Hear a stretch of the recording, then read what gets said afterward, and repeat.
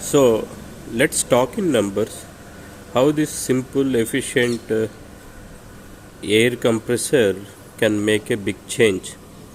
If you look at energy consumption today, around 10 to 20% of energy goes into compressing air. This efficient compressor can reduce energy demand, right? So it can bring down to 5%. So let's say if it is taking 10% now, so it's going to be 5%.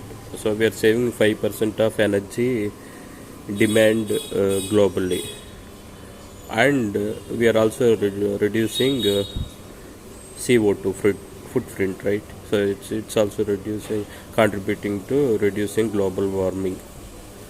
Apart from that,